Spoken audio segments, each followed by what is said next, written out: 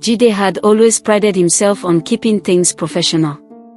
Yes, his work was dark, but he had rules: no unnecessary bloodshed, no mess, and no emotions. Every girl was a means to an end, a stepping stone to the wealth he desperately craved. But Anita was different. Somewhere between their long conversations and quiet moments together, Jide had begun to feel something unfamiliar. Guilt. He caught himself smiling at her text and replaying her laughter in his head. But he quickly shoved those feelings aside. All girls are the same, he told himself. If not for the money, would she even look at me twice?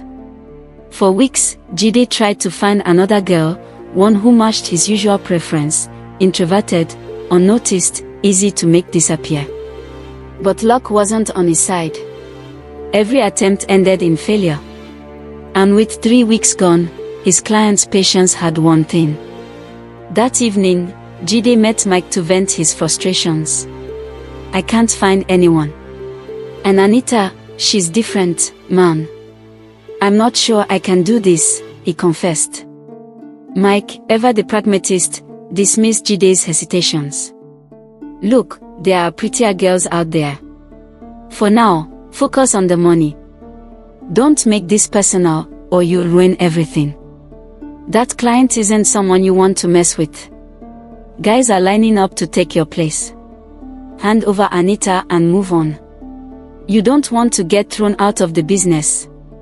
Mike's words stung, but Jide knew he was right. He couldn't risk angering his client.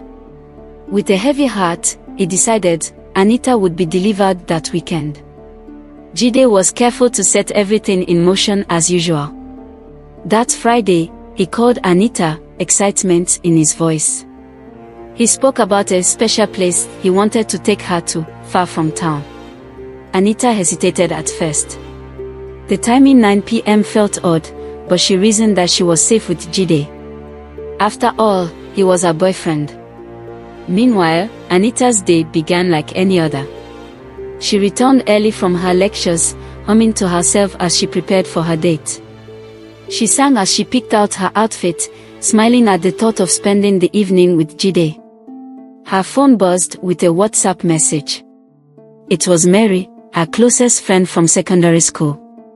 They hadn't spoken much since university started. Anita wasn't great at maintaining long-distance friendships. Mary had texted to complain about Anita's distance, and the two quickly fell into an easy, familiar conversation. They laughed over old memories, their connection as strong as ever despite the time apart. Anita mentioned she had a date with her boyfriend that evening, which caught Mary by surprise. Curious, Mary asked Anita to send pictures of her mysterious boyfriend. Anita, blushing, quickly sent a few selfies of her and Jide together. Mary's tone shifted when she saw the photos. Something about Jide unsettled her. "What time is your date?" Mary asked casually. 9 p.m., Anita replied. Mary paused, unsure how to express her discomfort without sounding dramatic. The late timing, the secluded location, it all felt wrong. Mary had always been cautious and prayerful, a remnant of her time as president of their secondary school fellowship. She didn't want to overstep, so she simply said, "Just let me know when you're back, okay?" "Of course," Anita replied, brushing off Mary's concern.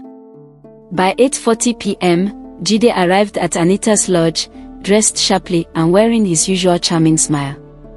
Anita stepped into the car, looking radiant and cheerful.